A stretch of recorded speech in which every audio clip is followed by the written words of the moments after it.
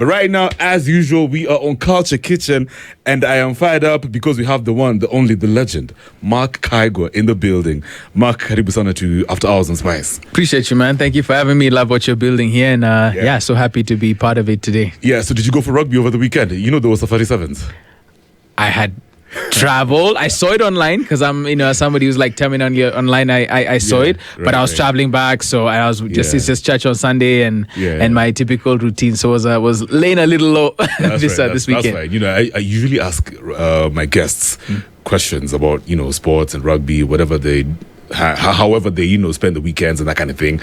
So moving forward. You've done an amazing job, bro. So I read your profile. Obviously, you're an entrepreneur, well-known entrepreneur in the country. You're an author, professional speaker, founder and CEO of Nendo, an award-winning digital research, marketing and training agency based in Nairobi, of course, working across the continent as well.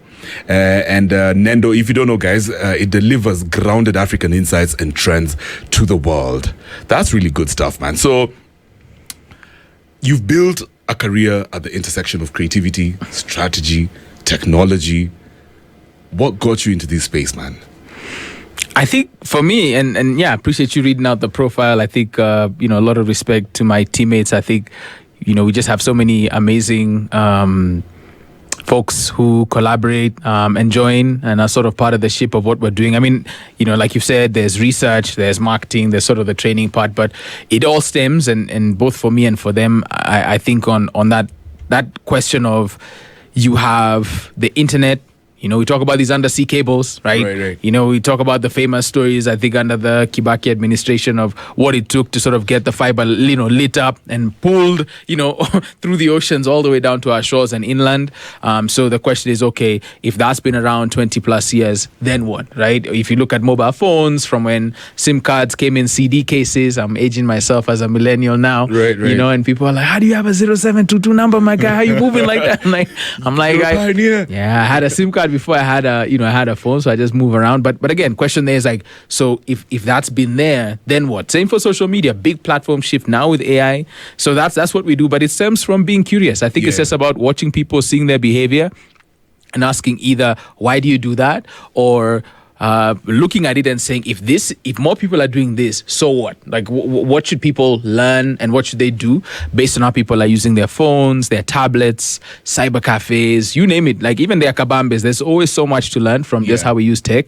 And once we know that, whether it's your grandparents and them listening to the radio and in retirement, or it's like a 6-year-old who just got given their first phone. Not that I recommend they get a smartphone that early, but you have everything in between. And it's one of the biggest unspoken things, but has so much influence on us. So we're going to get into the internet and social media trends in just a bit, but you've traveled a lot, I believe across 37 countries so far. 40 by God's grace. Good one. So what are some of the, I guess, what's the most defining chapter of your career thus far?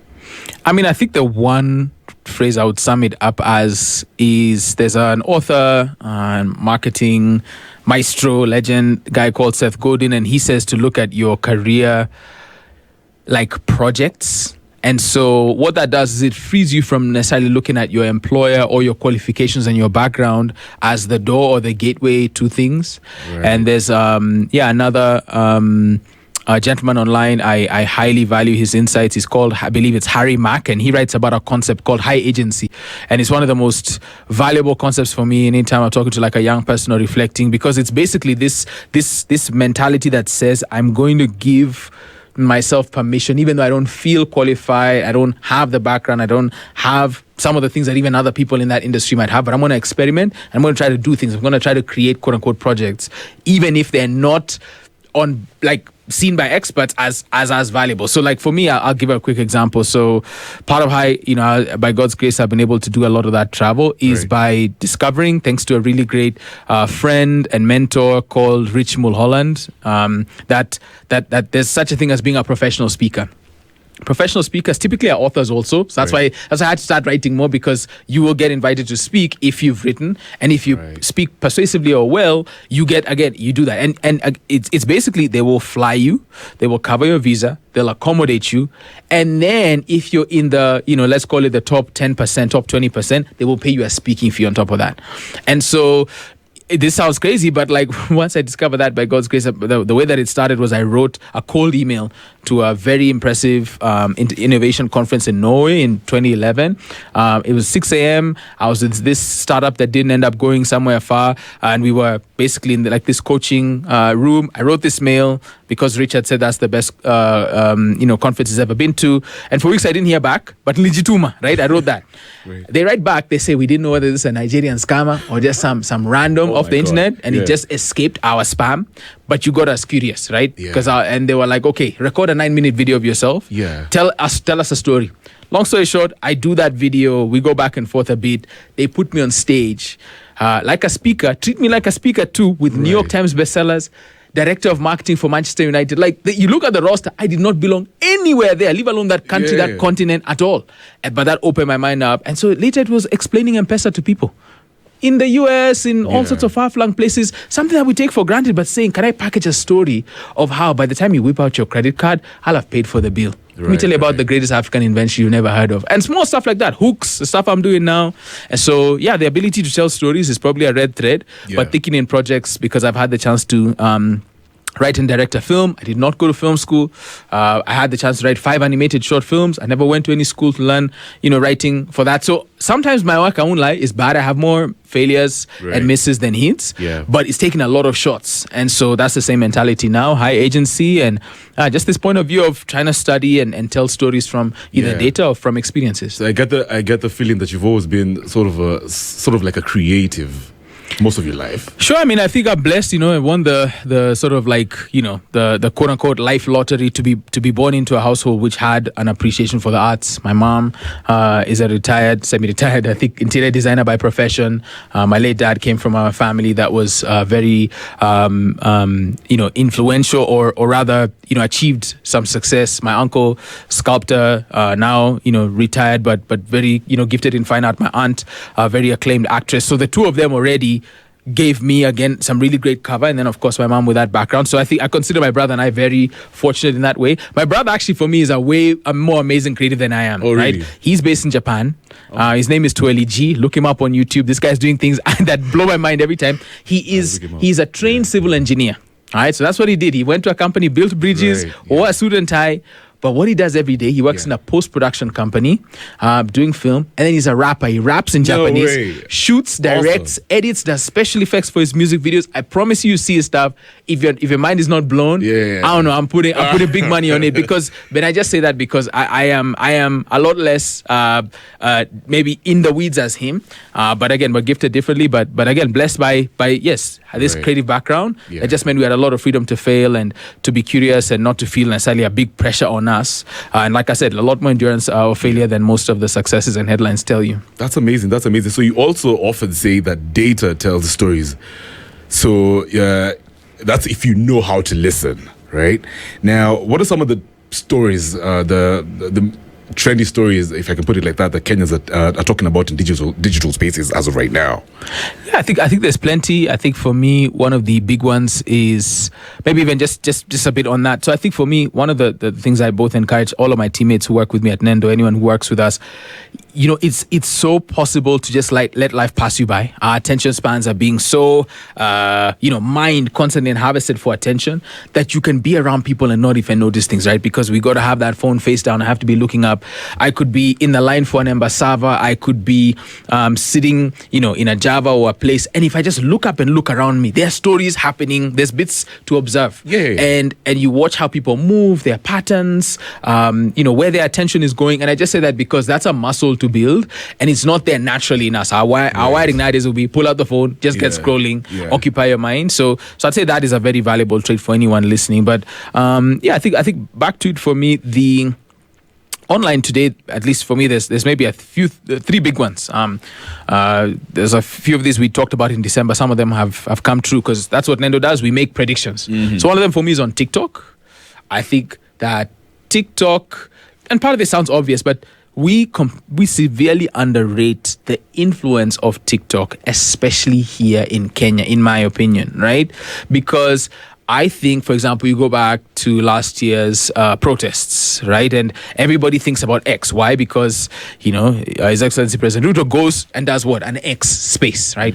But the real, for me, underpinnings of a lot of that discontent, of some of the conversation was not happening on X. I think we give X is valuable. Right. It's great. I just posted something on there. Like it's, but it's not for everyone. You'd be surprised how many people, when you talk to them, again, observationally, they don't like X. They don't like spending time there. They don't find it welcoming. They don't find it engaging. They don't actually enjoy it as much. But TikTok, Instagram, and for us, it's because I'll give you a quick example. Somewhere like Wikipedia, right? We always wonder why are there more posts on Wikipedia? Wikipedia is very text heavy. Right. So there's people who again have skipped over an entire part of evolution. The same way we skip from, say, the desktop, like the West adopted it, went straight to the mobile phone, then the smartphone.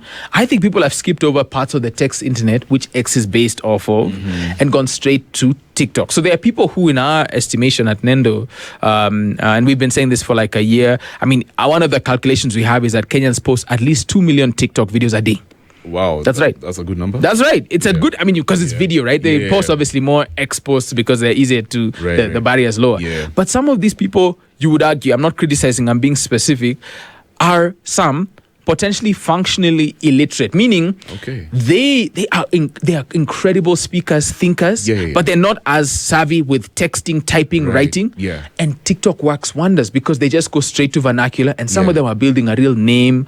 Because wherever you look, any particular, so they're sort of like influencers in their own right.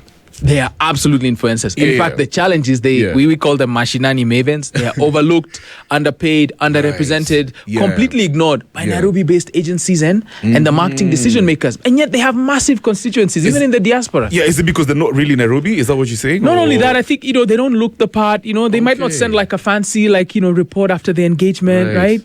They might not know how to send a neat Teams invoice. But again, they are producing music and content and talking sports and politics and gossip and news and information and culture, things that matter to that ethnic group. So there's a Mijikenda talk and a Nandi talk and a Kikuyu talk and a Kamba talk and a Luo talk and a Luya talk. And then there's a Bukusu talk inside there. Just break it down, whichever part of the country. And again, they're living very ordinary everyday lives, but they're looking to the front-facing camera and saying, this here is going to be the big thing for me. And so essentially you have a contingent of what we estimate will be one of the biggest, it'll be the biggest social network in Kenya by Nendo's estimate, at least by about February of 2027. Only because the stats say they're neck and neck, but those stats are not as accurate, in my opinion, saying we're at 15 million apiece. But the point back to you is so that we have this set of people, all of whom are looking for opportunities, and some of whom are even getting those through the virtual currency inside of TikTok.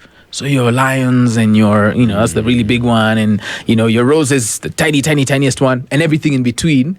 And they're doing this from the diaspora. I mean, we've mapped out, we just did some research a few weeks ago about preachers, prophets, priests, sort of like priestesses, men and women who they have a chair, they have 6-7 phones and a ring light.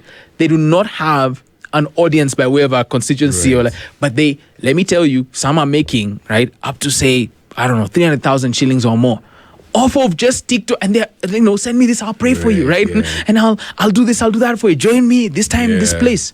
And so you have a very interesting set of things happening that are completely overlooked. So that's going to lead me to my next question. You said something like brands need to be meaningfully different.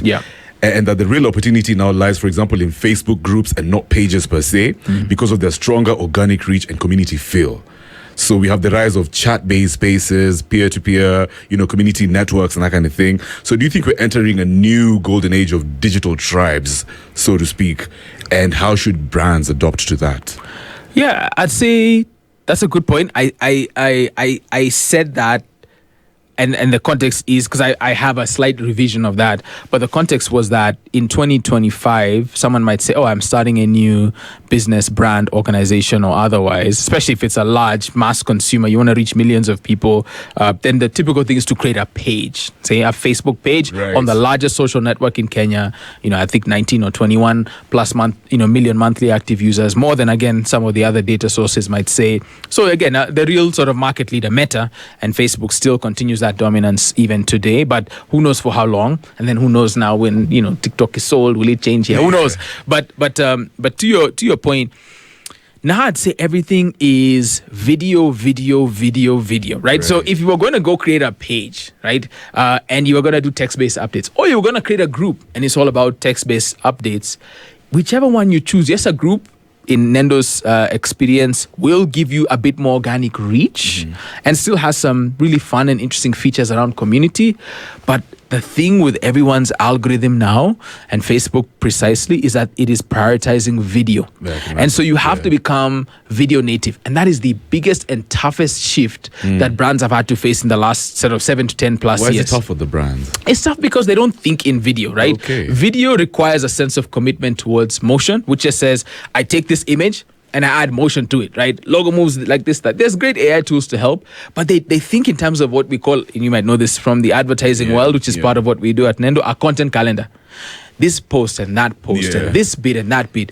And yet globally, when you look at best practice, it's shifting towards video. Now that's where maybe the AI component comes in, because you can make what's called synthetic video. But of course, for us, the most organic, the most relevant will be actual Kenyans starring in that. And then the amazing thing about video is the expectations have fallen from what we call high fidelity. I mean, I don't know how many cameras are in this studio, but this towards just a phone. And not just this phone, right? Get me a phone that is 15,000 shillings or less, and you and I genuinely today can start the Kevin Mark thing, and I'm guaranteeing we post every day at least once, right? Even if we're just calling each other on the screen recording, we are going to be somewhere by the end of the month, as opposed to, oh bro, I gotta be, Adobe Premiere and I need Final Cut and I gotta cut this. The things have changed. So the barrier is lower for video, and not as many people have gone there. But that's the future. That's what we're seeing today. That's amazing. I like how you put it, man. So what about social media listening? This is something that you guys are big on at Nendo. And how important is it for brands to invest in that? Yeah, I think for us, we think the biggest underappreciated, underinvested, overlooked, underestimated, aspect of this digital economy, this digital society, is that people are creating content. Yes, you have a lot of what we call lurkers. The majority of people online are just lurkers. They just look and leave, right? Even on this YouTube video, on any of these shorts, that'll be cut from today's show. But there are a set of people who, again, are creating content because, I'll give an example. Good friends at Odipo Dev and African Sensor, they had some research 2 months before the Gen Z protest last year. What is the number, the top 3 career choices, in Kenya for people 18 to 29, national representative sample. It is number 1 being self-employed or in business for yourself. Number 2, tied with being a doctor, is being a TikToker or content creator, right?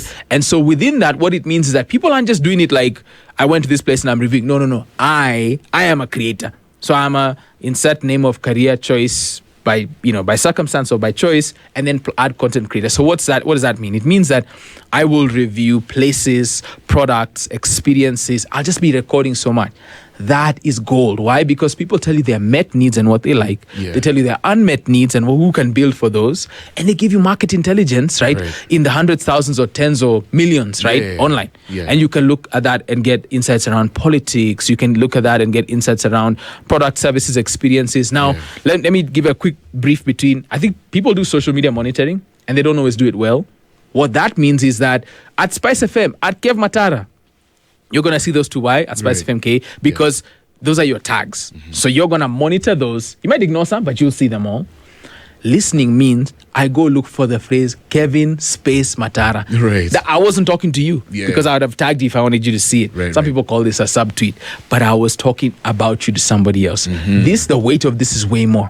And I'll tell you, we just did a big webinar on crisis for a bunch of brands. We had over 100 people join us at Nendo for it. And most crises, in our view, they start here. But nobody's paying attention. Nobody's listening. They're monitoring for when they're spoken of. And you can imagine if we went, out here to this office or downstairs somewhere, right? We were in CBD, right? At some place.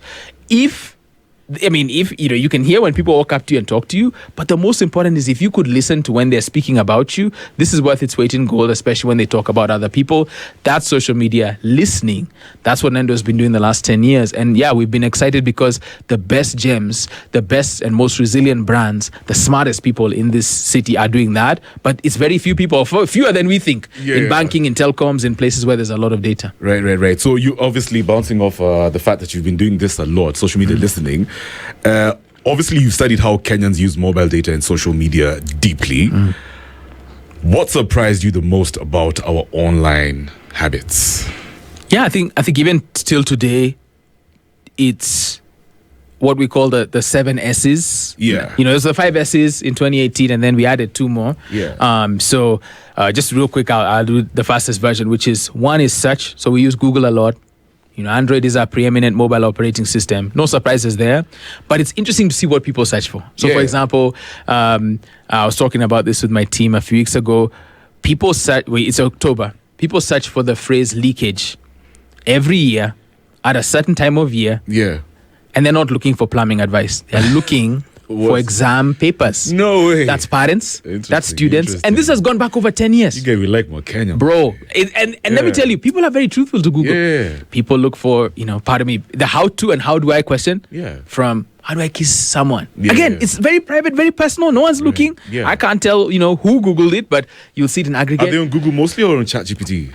So that's one thing. It's growing on ChatGPT. I'll come to that. That's one of the S's. But quickly, so I'd say that Google still has a dominance and a volume that's there. I think ChatGPT is going to take over, particularly how do I questions. And we've seen a lot of amazing stories on this from parents with CBC finally feeling like they have a friend to teach them, to teachers themselves. You just take education. They're I've been posted to teach X, Y, and Z in CBC, and I was never trained or equipped for this. I've not been sent somewhere to be further equipped. So guess who's my friend? ChatGPT.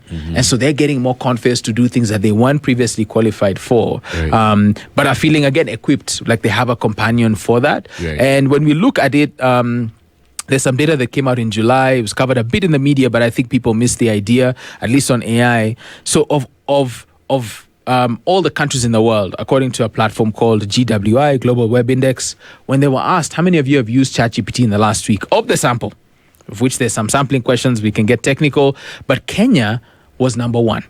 It ranked, and let me put number 2 was Saudi Arabia. Let me tell you the difference. Saudi Arabia, it's the only country in the world where within the Emirates, and it's the UAE specifically. So the Emirates has agreed a deal with OpenAI where every single citizen gets ChatGPT plus the $20 a month one.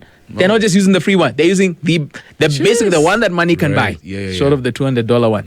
And Kenya still outranked them. Now that for me opens up a view that we are watching a massive platform shift. And so we've been at the center of that with just some of our work in AI research, AI marketing and comms, and AI training. Because the thing with AI, which we talk about at Nendo quite a lot, is that you can actually use it badly or suboptimally. Yeah, when you say Kenya outranks them at that, is it the number of Kenyans who use it, or is it how often we get into excellent question. This is the great thing about interpreting research. So it is the percentage of people from the sample who said they had actually done that in the last 7 days, of which Kenya led with 42%. So that was the highest ranked of any other country in the world who said that they had actually used ChatGPT specifically in the last week. Most people will know about it, but will they use it? Not necessarily. ChatGPT, on the other hand, also is quite clever or coy, as maybe some people say sneaky, because they report only weekly active users. So it's not yet become big enough that they would report daily. People will check X daily, they'll check Instagram daily, they'll obviously check WhatsApp daily, Facebook daily, but ChatGPT, sometimes they'll check weekly or not as much. And that's still a problem for ChatGPT, if I'm being honest. But in terms of the curiosity, that's been there. And again, many people are using it even as part of the online work that they're doing, of which, there's many others. But, such is one. I think sport is the second one. Most Googled, companies the last 2 decades, most Googled word the last 2 decades has been a sports betting company.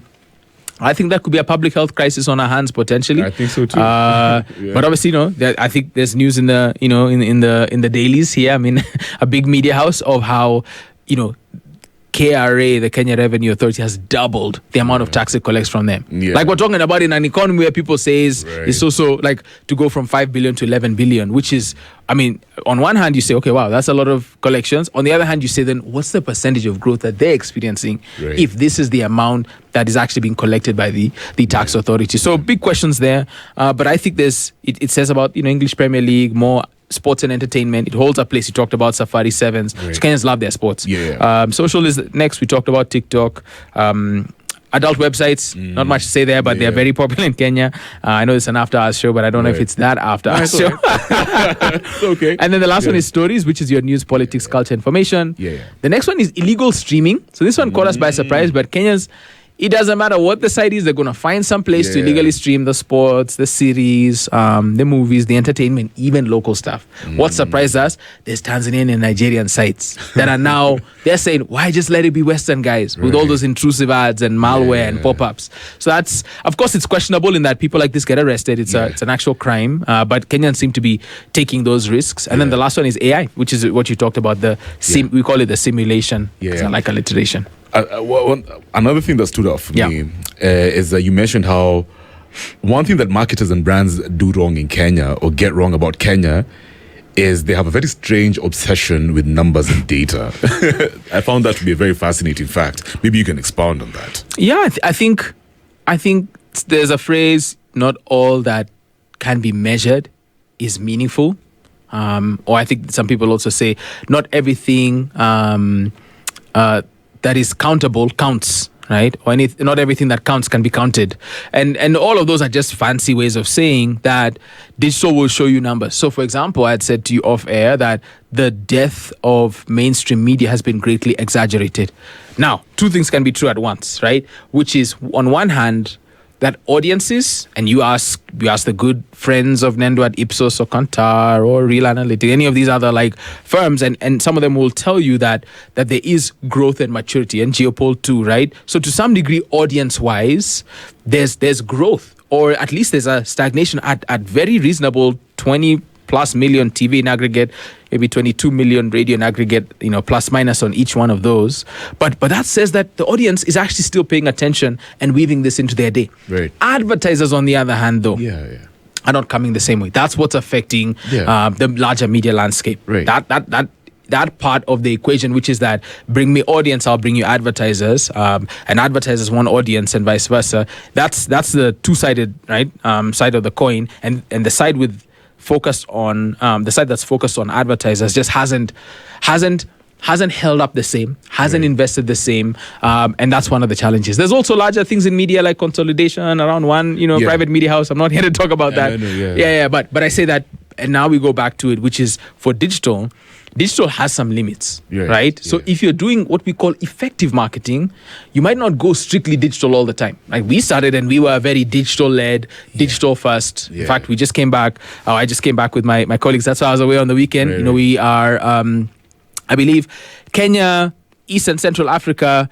I don't even think Nigeria or Ghana have ever been a finalist in what's called the Luri Awards in South Africa. These are essentially the Oscars of advertising and marketing and comms all over Africa, 70+ countries, including the Middle East. And we are the first finalists in the digital and influencer category of anyone. Now, other people have won, and there was some great work that won a Grand Prix, etc. But for us, it was amazing just being there in the room and knowing that we were flagged for this and chosen from tens of thousands or thousands of entries. Now, why do I say that? Because digital is great, but digital has an end. We talk about, for example, we said this off air, that for people who think on one hand that, I'm just going to reach people on TikTok or X or Meta, Facebook, Instagram, otherwise, understand every single device or every single user has a tailored and customized algorithm. So we don't always see the same things at the same time. We do with television and radio because it's a static and linear broadcast.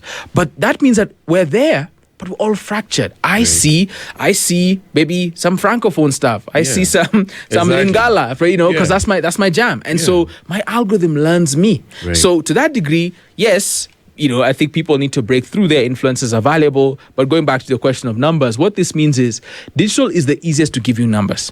But billboards still have value even in 2025. They do, right? And so does radio. In fact, for me, radio is, in my opinion, like underappreciated. So I'll give an example. In the last year, we've had clients do radio. Right. Here and in other countries, we've had clients do TV, clients do billboards. That's as Nendo, because when we're looking at effective marketing, you can go all in on digital, I don't lie, but there is a way to basically be holistic. And if you're looking for that, you get better effects for reach. When you actually go. So if I have a limited budget, for example, I've just got into Biashara in Nini and have some advertising money.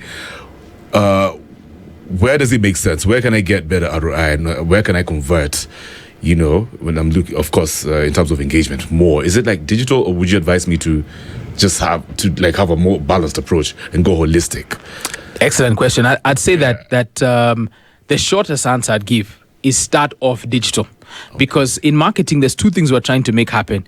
You're trying to have what we call physical availability, which means that if I send you 100 leads, can you satisfy them all?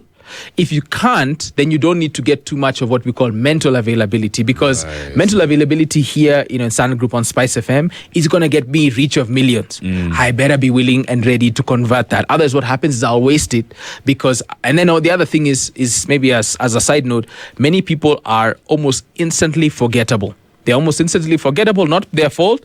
But they forget that, I don't just want to hear about your features and benefits. Why? Because I got so many tasty things in my algorithm. Right. So you have to connect with me emotionally. Wow. You have to be creative. You have to be a bit risky. You have to be in a way that I'll remember you, right? Yeah. When you think back to ads, campaigns of the 90s, from your Kimbo to your Blue Band to your you name the brand.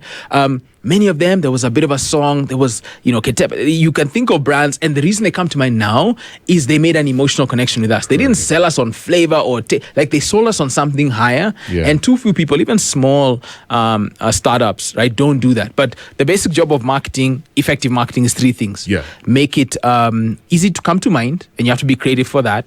Easy to find, right, which is the physical availability, and easy to buy. So if I want to buy from you do those three things. Yeah. Honestly, you can use digital alone to start, scale up as you go, and many people do, right? Yeah. How many people do we know right now, if we open our phones and look at status, right on WhatsApp, that they have 20 plus whatever's, because that's it. That's where they share stuff and they reach people and they're watching their stock and they've kept it there. Others are running some basic Facebook ads, or they've got IG, Instagram, they're doing some ads there, DM for prices, they close the deal there. And then you have levels up where people are now working with influencers, reviewers, and then there's people who need to reach the whole market so that a handful of people buy. Those people will need to actually do radio. We'll actually talk about the power of influencers later on, because I know some folks are questioning them, whether they can actually convert. But for now, before we take a break, you mentioned after cash, mobile money, and airtime, megabytes are an important currency of the digital economy.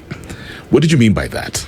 Yeah, I think, and again, I appreciate you. This is one of the better research interviews, I'll be honest, because there's so much that we write, and some people say, Mark, you guys have really great stuff, but it's buried on page 24 of this long PDF, right? That I didn't read that far. Yeah. And of course, with AI now, that's also the wonderful thing, but exactly. I can always tell when, the research has gone a bit above and beyond. So thank you, Kev. That's great platform. Now, I think for me, it's a really simple idea that says that the central bank governor knows the motion of cash in and out. Yeah. The treasury does as well, right? The cabinet secretary, will have to report on the state of the economy.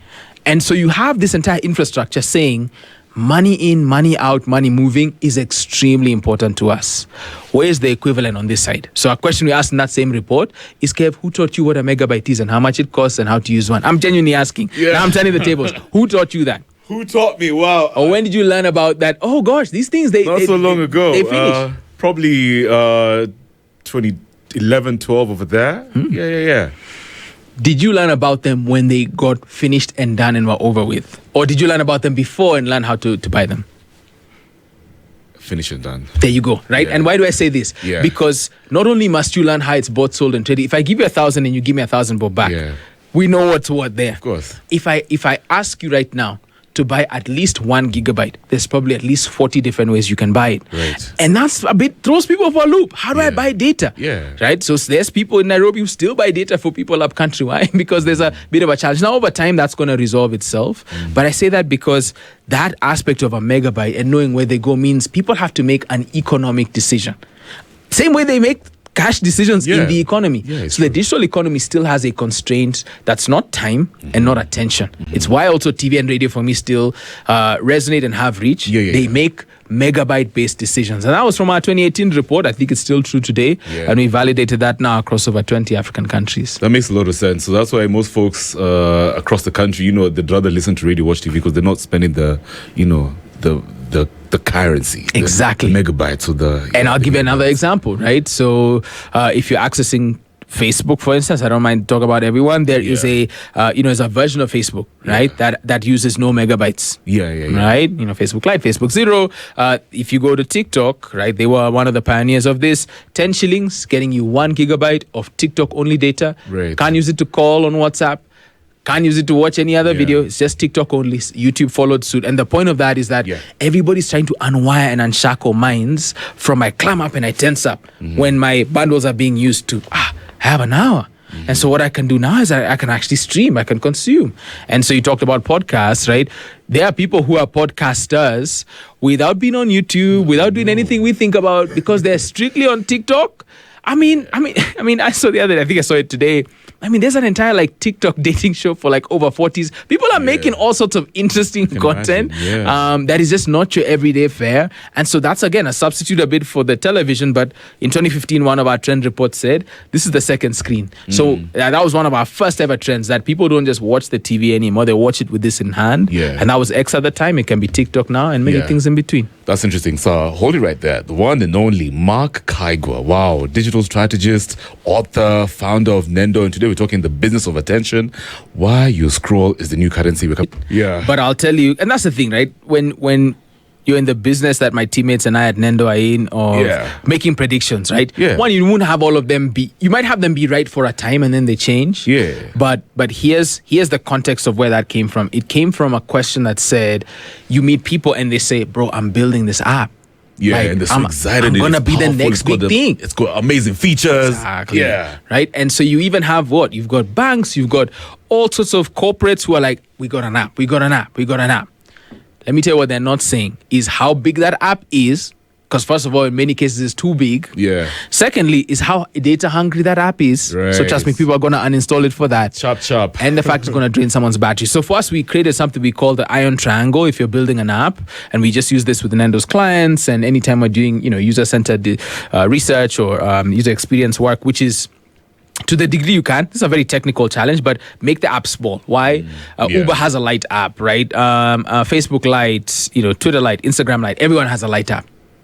Which Kenyan brand do you know that has a light app? Very few. I'm daring to say none, with the most respect, right? True. That there's the main app. There is, even in the mobile money space, even in spaces that we use often, strip down features, strip down size, create something that's going to stay on people's devices. Second is save them battery life. Right, because there's people still in Kenya, like we said, it's not everything is Nairobi. They'll walk up to someone and pay them to charge their phone, right?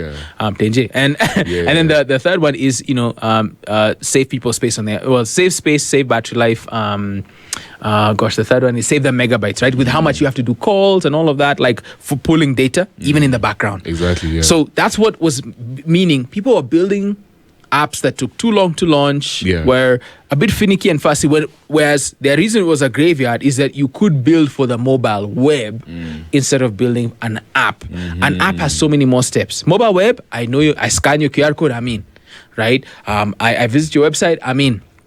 But if it's an app, I gotta go to the iOS App Store. I gotta go to the Play Store. I gotta remember my password. I gotta download it. I gotta wait. I gotta open it. I gotta sign up. And so it's like, why would we take people through this? Apps can start later after you validated the problem or the challenge. Now, in today's day and age, for your friend Bon K1, I think that's really valuable, important. The challenge, I'd say, is that AI is coming, and one of the roles it has really affected, people don't talk enough about it, is software development, software engineering, app development.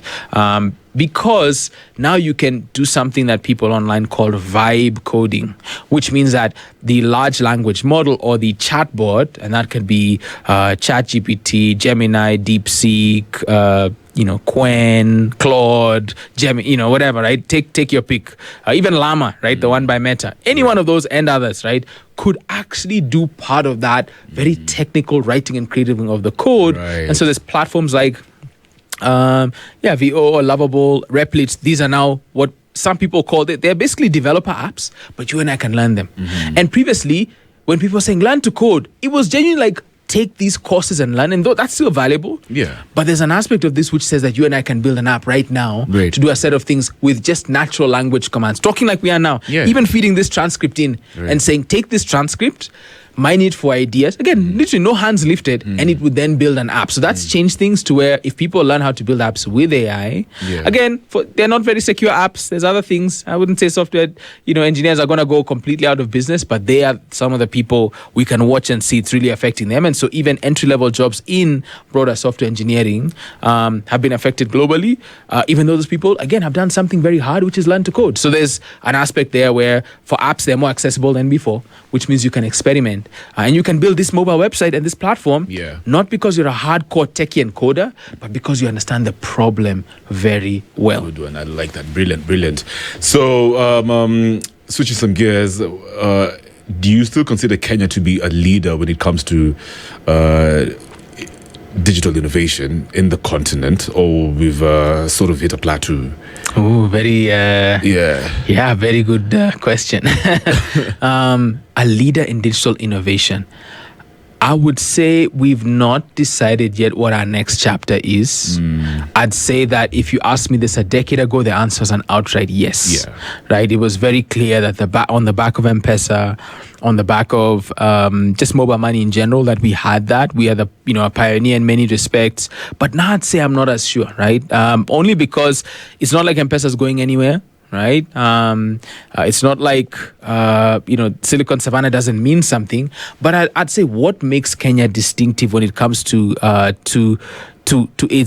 its view. And I'd say for me, there's still a big opportunity with AI, and it would need leadership from the highest parts of the government all the way down. Right? It would need a unity of purpose that says that we're prepared to do the infrastructure, the hardware, the electricity, the land, the water provision, right? The policy environment. Like that, if you ask me, what does Mark think the formula is for Kenya to become the leader in digital innovation? It will be the first one there. I don't think South Africa's done it. I don't think Egypt's done it. I don't think Nigeria's done what I'm saying. I think there's some... there's a guy called African billionaire, Strive Masiwa. He's doing some cool things. But for me, if we had that, and then you had essentially microchips and processors and data centers, of which we have some, but again, a lot could be happening there. But even something as big as electricity alone, that can be a competitive advantage, right? And say even, if we're not careful, someone like Ethiopia could beat us to that part with everything that they've got going on. And it takes again, countrywide top to bottom ambition to become this. And then you now have, are Kenyans adopting AI platforms from their mindset to their mentality to their early adopterness, because that would be the same recipe that saw M-Pesa become as big as it is and everyone else copy. So for now, I'd say Nigeria and South Africa, honestly, with the most respect, are doing a lot more. The liquidity events in their startup environments, the maturity of their startup landscapes, the level of difficulty, the level of scale. So that you can't argue with what's happening there. They're more complex, but I'd say Kenya still has it's a window that's closing, but I'd say there's a window that's open now for Kenya to really make AI its flagship piece, like artificial intelligence, not just from, use this large language chatbot, but and if I'm not mistaken, there's amazing universities. I think Dedan Kimathi University is doing some really special stuff there in AI to solve healthcare. Robotics challenges. There's a lot happening. But I say all of that to mean, if top to bottom this just became like a pillar, I genuinely think in 5 to 7 years we could be one of the most competitive economies that's not had parts of it wiped out, because we are in the hard, the infra policy level, very upstream, down to the microchips, AI sovereignty, training and building our own large language models, down to just how everyday Kenyans use and train, which this is part of what has been known, is that Kenyans trained ChatGPT. So if you use the, why am I forgetting the name of it? It's a distant cousin to the hyphen, but it's one of the tells of AI writing. But that's because, in a way, M- is what it's called. That's part of how we write. That's part of us, and the fact that it was Kenyans who trained ChatGPT. But that's somewhat of it's dignified work, mind you, but it is slightly lower on the value chain. And my thing with everything I've just said is how do we move up higher? And it's only coming because an international firm has secured a deal, which is essentially what you call labor arbitrage, right? If you were to get Americans or Europeans to do that same labor, they would charge a lot more.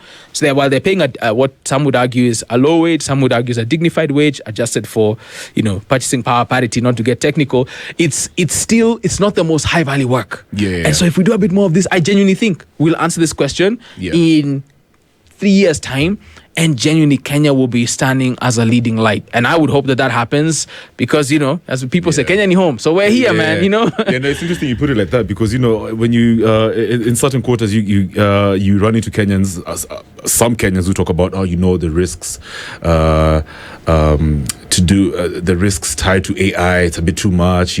Some guys are going to be rendered jobless. Kevin, it's not just a good thing. What would you tell Kenyans like those who have valid concerns?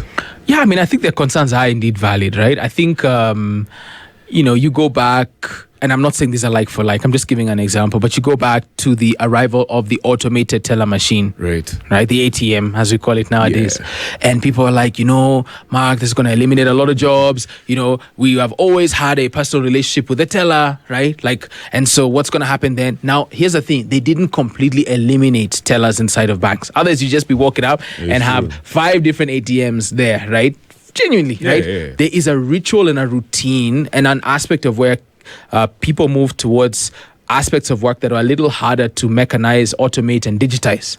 So there's definitely a deep question within AI of what parts it eliminates and what part it encourages. That's why, to me, a key part of this is around our adoption and meaningful contributions towards using it for solving our problems. Right. I think open source versions of AI present some amazing opportunities for us to create our own intellectual property by taking those and not having to take on all of these costs that come with creating a large language model and chatbot. But you're right, it's going to augment, in some cases eliminate and reduce some jobs. But I think as a job creator, everything I've said here is there's value in each of these stages. And I think that could end up offsetting or opening up new roles that Kenyans can then position themselves very well for to deliver global value in this digital economy. So I'd say that those risks are real and material, but I also think it comes with opportunities that are hard to spot right now. Some are there and they just need to be moved towards and adopted. So that's how I'd respond. Brilliant. So let's talk about misinformation and media literacy. So you've done incredible work through Stop, Reflect, and Verify. So obviously this is to do with, especially around false news and misinformation.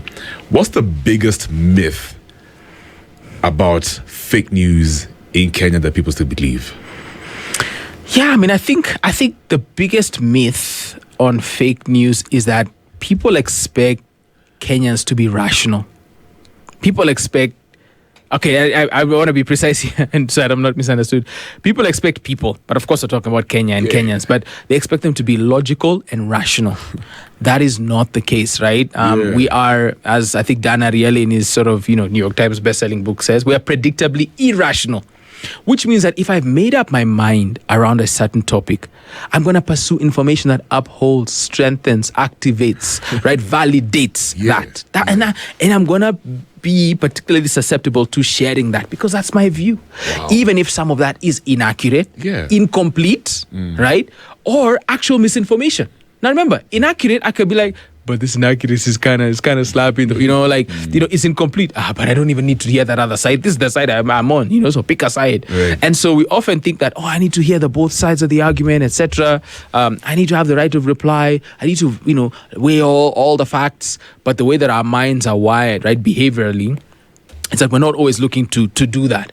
And so the fact that we've always had phrases that are, at Nendo we call,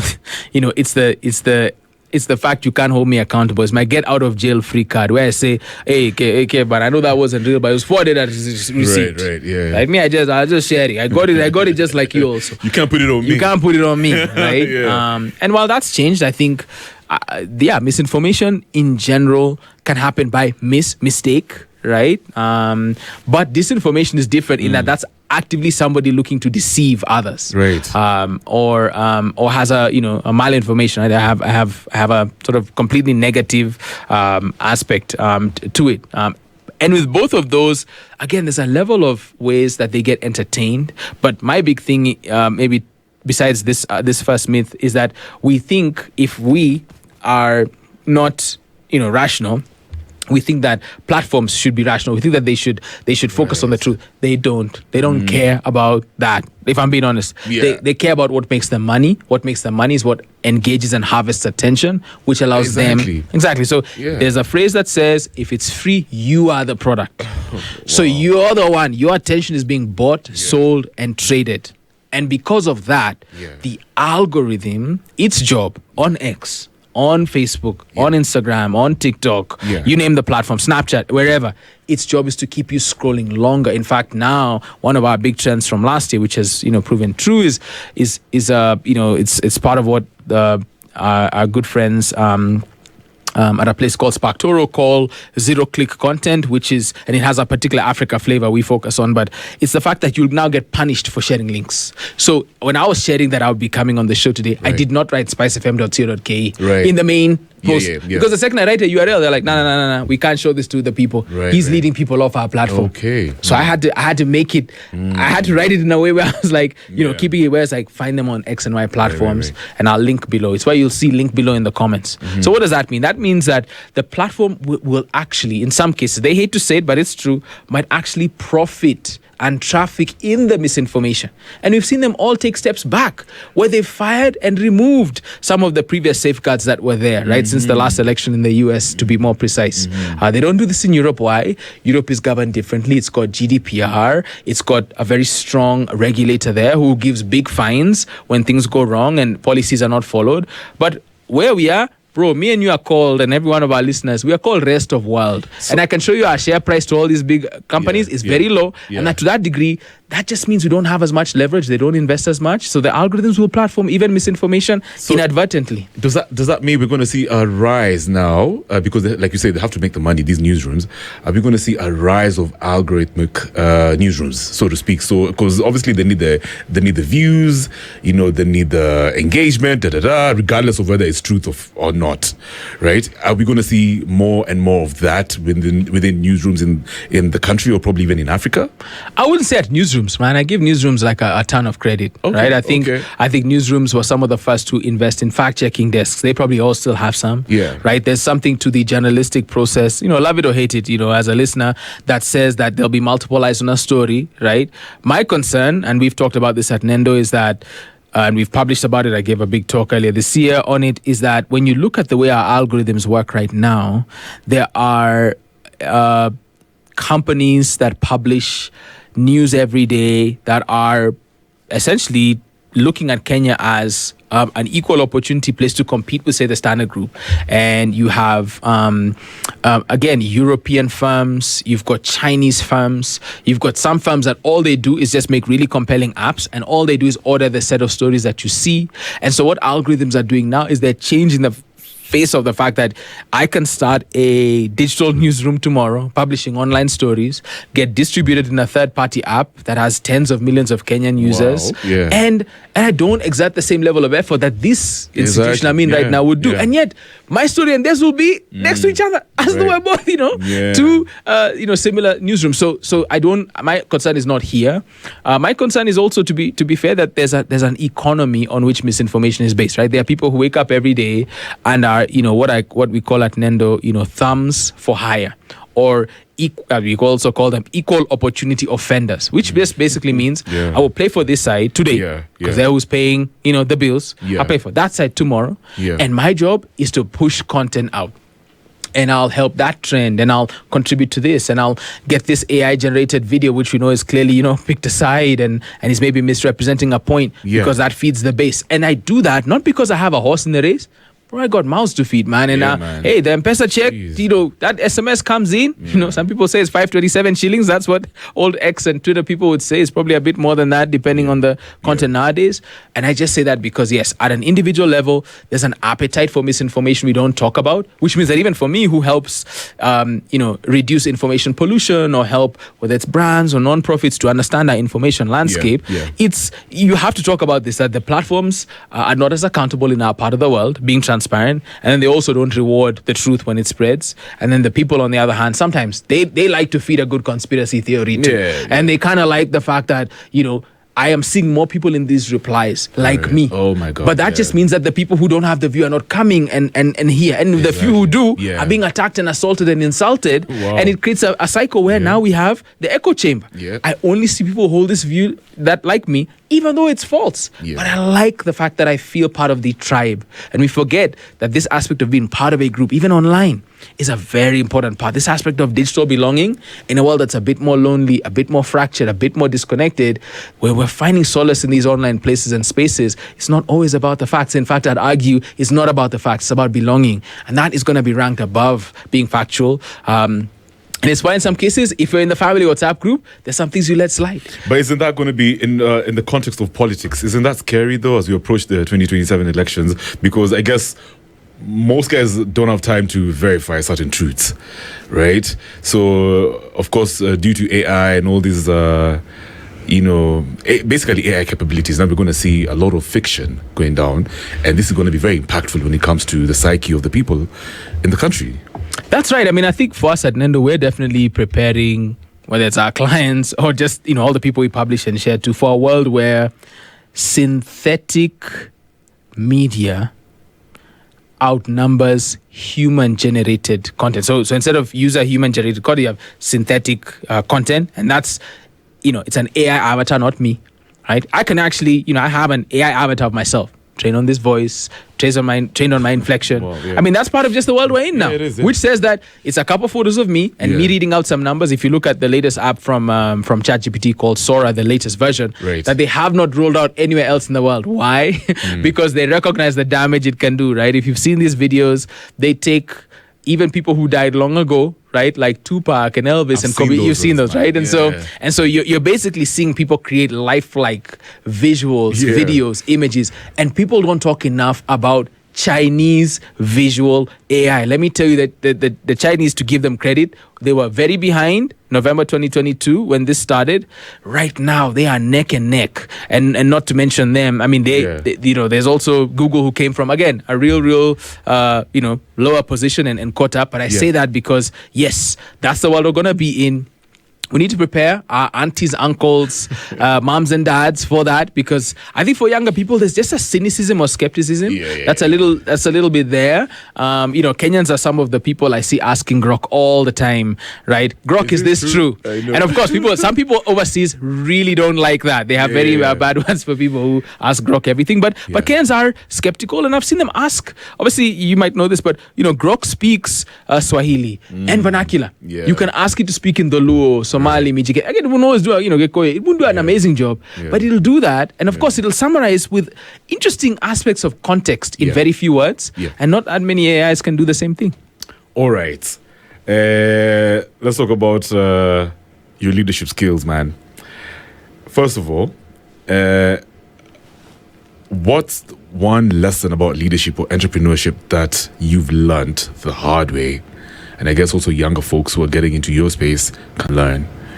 Yeah, I mean, I'd say one, I think we definitely glamorize or romanticize entrepreneurship. I think it has value. I think it's powerful. I think it can be transformative in many cases, but it definitely gets quite it gets presented in a way that I'd say is not necessarily as true to form. I mean, if the desire is to run a business with integrity, if the desire is to not necessarily be and I'm not here to say whether this is good or bad. I'm just here to say that this is a part within entrepreneurship. I'm not judging. I'm stating. That's what researchers do. You state the phenomenon. You don't criticize. You don't bring your opinion. But there is what you might call tenderpreneurship. Right. Tenderpreneurship is around a proxy to power, right? That's not necessarily about the merits or demerits of your offer. It's just about the fact that I'm close, right? And I have a relationship or a bit of information that gives me an unfair or gives me an advantage. Let's not call it fair or unfair. Now, that's a type in itself. And so you have that. So I'd say that if you're looking at entrepreneurship, I think Kenyans are entrepreneurial, right? I think this aspect of Kenyans will have a 9 to 5 and a 5 to 9. You don't always find that, in different parts of the continent too. So this is actually a gift.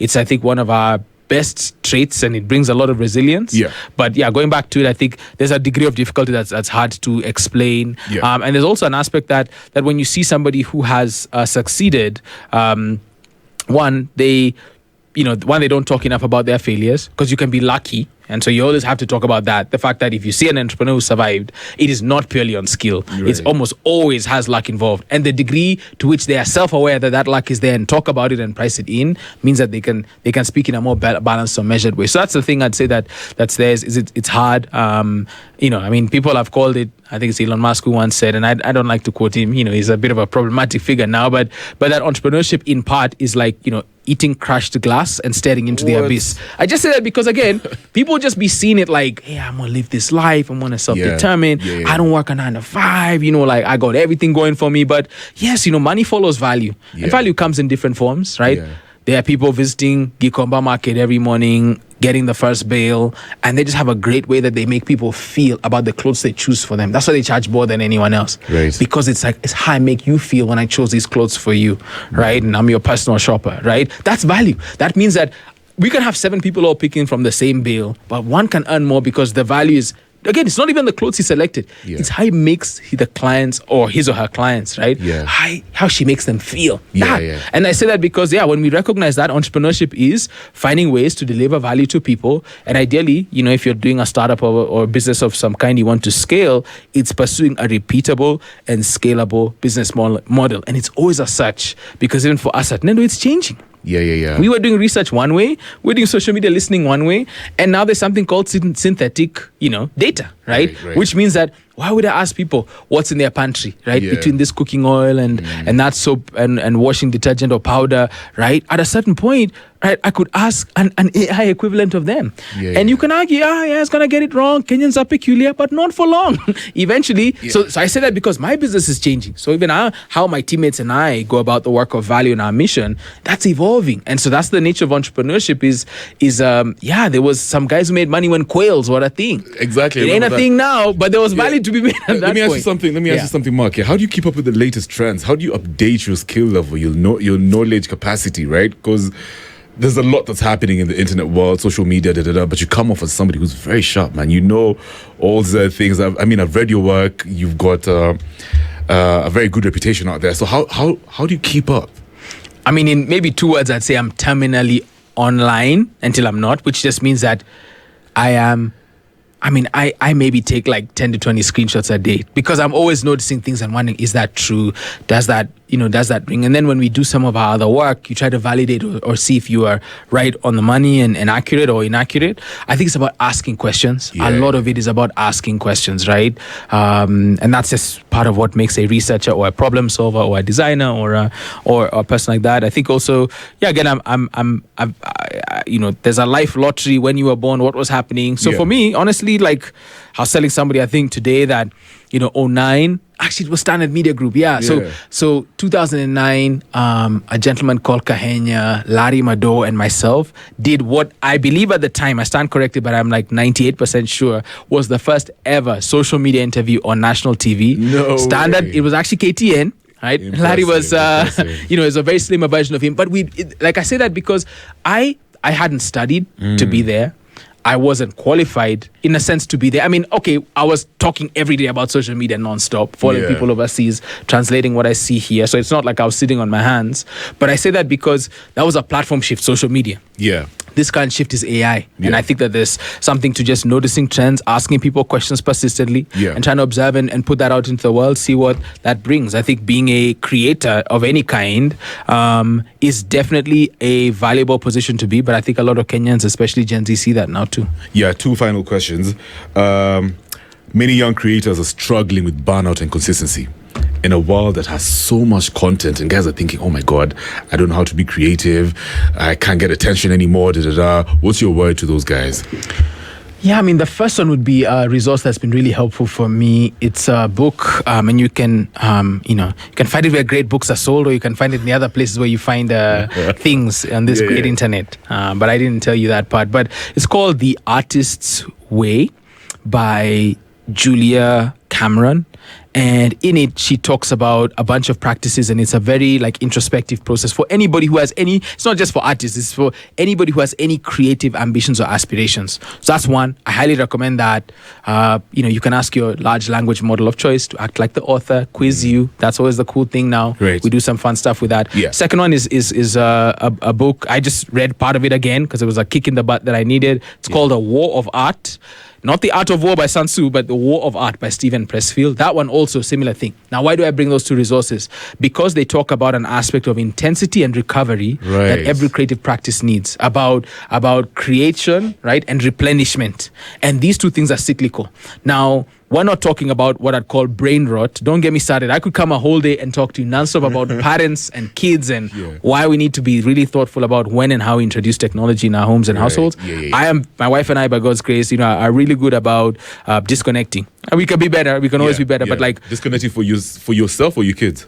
Everyone, her, myself, the family, right? Okay. And intentional. Okay. Because I could tell you, right? Phones are everywhere, and I won't hash this out, but kids have moved from at least in Kenya, more affluent, middle class and upper kids have moved from a play-based childhood to a phone-based childhood. That's messing and having larger effects than we can talk about today. Right. But I go back to it where I'm like, as a creative experiencing that, part of it is not just mindlessly scrolling. Of course, that's incredibly appealing, by the way, but it's looking to build your taste by creating and really prioritizing the ability to create, even if you don't publish, even if you have got a lot of self-doubt, imposter syndrome. I'd say that there's an aspect to looking at the ritual around creation and what Stephen Pressfield calls being a professional, learning about something called resistance. These are tools in the toolbox. I don't think they can stave or stop something like burnout, which is another story for another time. That's something very particular, but they certainly can help balance the intensity and recovery of just making stuff, putting it out there, and eventually shortening the gap between your taste, which is what typically gets you into being in a creative profession, and the fact that when you start, there'll be what Ira Glass calls a gap. Mm-hmm. The only way to shorten this gap is by making stuff and make stuff and being incredibly forgiving of yourself and drowning out the noise of anyone who criticizes you. And it takes time to shorten this. But once you get there, I mean, it can be incredible the ways it opens things up for you life-wise. I like it, man. Somebody also told me the same. Yeah, he said, also shortening the time for execution is such an important skill. Finally, you're a family man, you're a husband, father, you're a teacher, author, entrepreneur. How do you stay grounded, especially when you have a lot to deal with? Because while I'm having a conversation with you, I get the feeling that you're very, you have a very positive mental attitude, you're very rational, and you're very intentional. It's like you have proper direction, so all that means you're grounded. How do you do that?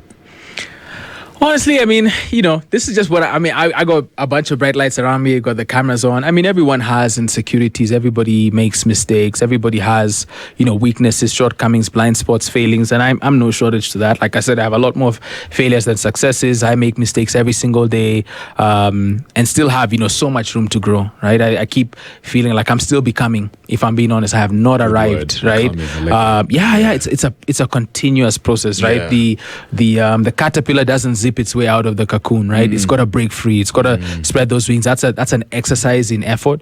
I challenged my teammates and I that we're all, mental athletes, right? The key things we're trying to focus on are our level of focus, our level of attention, our level of detail, discipline, diligence. Like these are small things for knowledge workers. You'd be so surprised how easy it is for people to become distracted, how easy it is for them to give up, how easy it is for them not to, endure adversity. And so, for me, like I said, there's still so much that I desire to achieve and have bigger ambitions and aspirations. So the aspect of being grounded is about, the Lord's been, exceedingly kind, to give me the chance to, to respond, from not only an early age, but even now to, just the message of the gospel, which is that, we're all sinners. There's nothing we can do to redeem ourselves. And so this chance to sort of turn away from our sin to the cross, to Christ, and really believe in his finished work on the cross, that for me is a really grounding aspect in itself.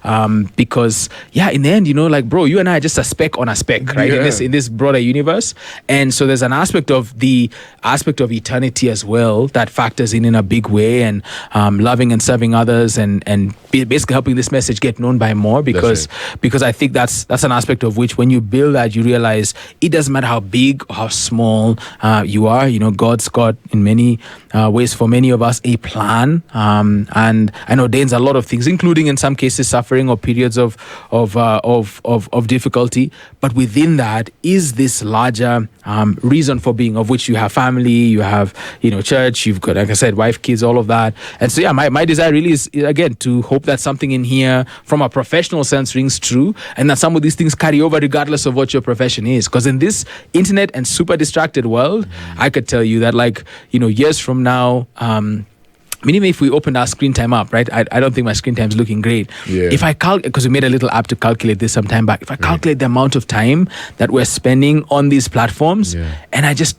I asked you, what's your plan between now and, say, a couple months from now? You might choose different off that.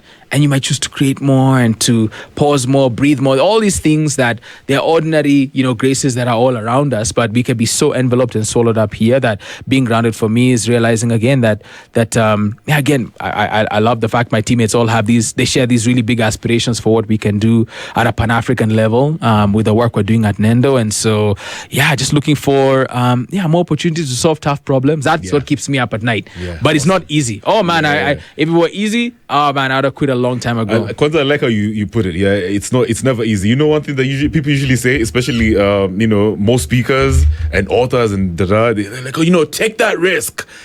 Quit that 9 to 5 and take that risk.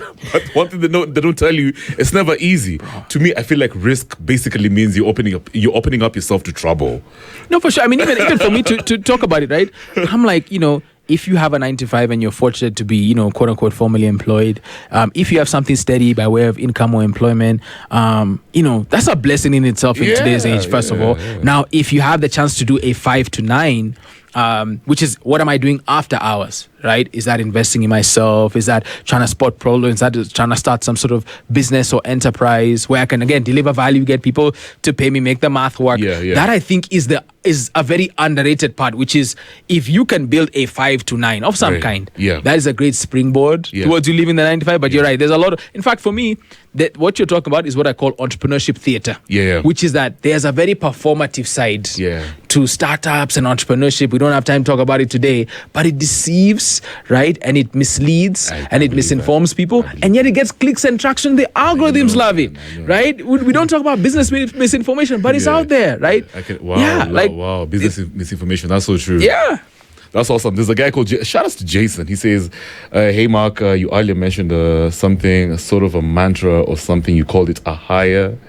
Seems like okay. So, maybe it might be high agency, and the guy might be called Harry Mack. If that's what he's talking about. But that's the only time I think I mentioned the word higher. High agency by Harry Mack and others.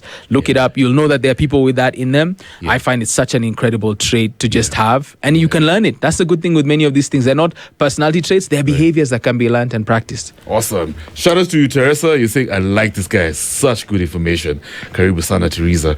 Thank you so much, Mark Kaigwa, for coming through. It's been an awesome one. It's been a very long conversation, you guy. Typical podcast style. That's what you get, by the way, for listening to After Hours on Spice. And of course, have you got anything you're working on right now? Any books, maybe projects? We have some research around how Kenyans are using ChatGPT. Oh, nice. So that's going to be coming out. We have what do we have? We have some other work in people can just follow us, I'd say, at Nendo 254 on all platforms, any Nendo 254, TikTok, everywhere else. You'll learn some of our insights. You can visit the website nendo.co.ke. We have a Substack now, newsletter nendo.substack.com. So we try to give away 60-70% of our insights. Nice. Like no questions asked, take it, use it, benefit from it. There's multiple people who have at least written to us and said they've gotten quote unquote millions of, sometimes I think tens of millions of shillings worth of value, taking things we said and gave away for free. So we try to do that as our public good, and that's why we call it Grounded African Insights and Trends. It's not stuff we Googled, it's not stuff we just fed out of an LLM. It's things that we actually thought through, observed, discovered, and or just connected the dots on. We spotted that pattern, investigated it, coined a phrase for it, and we're passing that on. So I hope that helps someone out there. And, Totally. And again, I also want to appreciate you again, with the most respect, just your persistence, how you locked down this interview with my teammates and I. You're like a consummate professional guy. I think you got really great things coming for you, and this is one of the best interviews I've had by way of your research and the homework you did. So appreciate you, man. Thank you so much. All right. So once again, that was Mark Kaigwa. He's a digital strategist, author, founder of Nendo. Tonight, it's been all about the business of attention. Why you scroll is the new currency.